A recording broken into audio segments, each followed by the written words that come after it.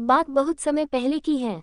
एक किसान को अपनी बुरी आर्थिक स्थिति से हार मानकर गांव के ही एक साहूकार से कर्ज लेना पड़ा, लेकिन काफी वक्त बीत जाने पर भी वह साहूकार का ऋण नहीं चुका पाया। गांव का वह साहूकार बुरा और देखने में बदसूरत था। उसके अनुचित स्वभाव के कारण गांव में उसे कोई पसंद नहीं करता था। किसान के परिवार में उसके और उसकी एक बेटी के सिवा और कोई नहीं था। उसकी लड़की बहुत ही सुंदर और अच्छे स्वभाव की थी। किसान ने उसे बड़े ही लाड प्यार से पाला था। वह अपने पिता के साथ ही खेतों में काम करती, पर एक दिन उस बूढ़े साहूकार की नज़र उसकी खूबसूरत लड़की पर पड़ी और वह उस पर मोहित हो गया।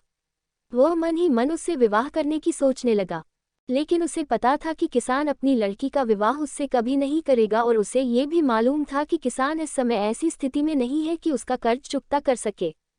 इन सारी बातों को मन में रख वह स्वयं ही एक दिन किसान के खेत की ओर जाने वाले रास्ते पर जा पहुंचा। रास्ता छोटे छोटे कंकड़ पत्थरों और रोलियों से भरा पड़ा था। वह किसान और उसकी बेटी दोनों वहीं पर थे। उसने किसान से कर्ज के विषय में बात करते हुए उसके सामने एक शर्त रखी। शर्त ये थी कि अगर उसने अपनी लड़की का विवाह उससे कर दिया तो वह उसके सारे ऋण माफ कर देगा, वो भी ब्याज सहित। साहूकार की इस अजीबोगरीब शर्त से किसान और उसकी बेटी भयभीत हो गए। उस धूर्त साहूकार ने आगे सुझाव देते हुए दोनों से कहा कि चिंता करने की कोई बात नहीं। इस शर्त का फैसला न मैं करूंगा न आप। इसे आप अपने भाग्य पर छोड़ दे। इतना कहते हुए उसने अपनी जेब से एक पैसे की खाली पोटली निकाली और उसे दिखाते हुए कहा कि मैं इसमें एक काले रंग का और एक सफ़ेद रंग का कंकड़ रखूंगा। उसके बाद तुम्हारी लड़की को बिना देखे इस पोटली से एक कंकड़ निकालना होगा और यहाँ शर्त ये रहेगी कि अगर उसने काले रंग के कंकड़ को निकाला तब उसे मुझसे विवाह करना होगा और तुम्हारे कर्ज भी माफ कर दिए जाएंगे। अगर तुम्हारी लड़की ने सफ़ेद रंग के कंकड़ को निकाला तो इसे मुझसे विवाह नहीं करना होगा और फिर भी कर्ज माफ कर दिए जाएंगे। लेकिन अगर इसने कंकड़ निकालने से मना कर दिया तो फिर तुम्हें जेल की सलाखों के पीछे जाना होगा। जैसे ही किसान और उसकी लड़की उसकी इस शर्त पर आपस में बात करने लगे, तभी साहूकार अचानक कंकड़ों को उठाने के लिए नीचे झुका। उसने जैसे ही 2 कंकड़ों को उठाया उसी समय किसान की लड़की की नज़र उस पर पड़ गई। उसने देखा कि साहूकार ने 2 काले कंकड़ ही पोटली में रख दिए, जबकि नियम के अनुसार होना ये चाहिए था कि वह एक काले रंग का और दूसरा सफ़ेद रंग का कंकड़ खाली पोटली में रखता। खैर, उसके बाद साहूकार ने लड़की को पोटली से एक कंकड़ निकालने के लिए कहा। दोस्तों, अब आप कुछ देर के लिए ऐसा महसूस करें कि उस लड़की की जगह आप उस कंकड़ पत्थर वाले रास्ते पर खड़े हैं। उस परिस्थिति में आप अगर एक लड़की होते तो ये क्या करते? अगर आपको उस लड़की को कुछ सुझाव देना होता तो क्या देते? मुझे लगता है कि अगर हम इस पर ध्यानपूर्वक विचार करें तो हमारे सामने 3 संभावनाएं निकलकर आती हैं। पहली बात यह हो सकती है कि लड़की को कंकड़ निकालने से बिल्कुल मना कर देना चाहिए। दूसरी बात यह हो सकती है कि लड़की को थोड़ा साहस दिखाते हुए ये बता देना चाहिए कि उस पोटली में दोनों कंकड़ काले ही हैं, जिससे साहूकार की धूर्तता की पोल खुल जाती।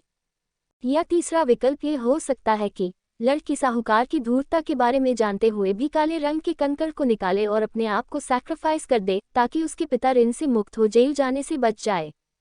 ये कहानी इस उम्मीद से लिखी गई है कि हम पारंपरिक सोच के ढंग, ट्रेडिशनल लॉजिकल थिंकिंग और आज की लॉजिकल थिंकिंग में अंतर बता सके। उस लड़की की इस दुविधा को हम ट्रेडिशनल लॉजिकल थिंकिंग से सॉल्व नहीं कर सकते।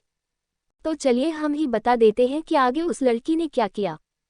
किसान की लड़की ने साहूकार के कहे अनुसार ही पोटली से एक कंकड़ निकाला और उसे बिना देखे हुए जानबूझकर कंकड़ पत्थरों से भरे रास्ते पर घेरे से उछाल दिया, जिससे जल्द ही वह काले रंग का कंकड़ भी अन्य कंकड़ों में मिल गया। उसके बाद उस लड़की ने झूठा खेद व्यक्त करते हुए कहा, ओह, मैं कितनी लापरवाह हूँ। साहूकार इस बात ले लड़की पर थोड़ा क्रोधित हुआ, लेकिन फिर उस लड़की ने मामला संभालते हुए आगे कहा कि चिंता न करे, अगर आप पोटली खोलकर देखें कि उसमें कौन से रंग का कंकड़ बचा हुआ है तो ये साफ हो जाएगा कि मैंने कौन सा कंकड़ निकाला था, काला या सफ़ेद। हालांकि ये तो निश्चित था कि बचा हुआ कंकड़ काले रंग का ही होगा, क्योंकि जैसा कि आप जानते ही हैं साहूकार ने पोटली में दोनों ही कंकड़ काले ही रखे थे। तो इस प्रकार यह सिद्ध हो गया कि लड़की ने सफ़ेद कंकड़ निकाला है। अब साहूकार चाहकर भी अपनी बेईमानी और धूर्तता को प्रकट नहीं कर सकता था। इस तरह उस लड़की ने बड़ी चालाकी से अपने विरुद्ध खड़ी परिस्थिति को अपने पक्ष में कर लिया। तो इस कहानी से आपने क्या सीखा? So what is the moral of the story? दोस्तों, इस कहानी से हम आपको ये बताना चाहते थे कि समस्या चाहे कितनी भी जटिल क्यों न हो, हम उसके बारे में सोचने और उसे सुलझाने के तरीकों को बदलकर उसका समाधान आसानी से निकाल सकते हैं। तो दोस्तों, आप सभी को एक कहानी अच्छा लगा हो तो चैनल को सब्सक्राइब कर ले, वीडियो को लाइक शेयर और कमेंट्स के साथ बेल आइकॉन को दबाना ना भूले। धन्यवाद।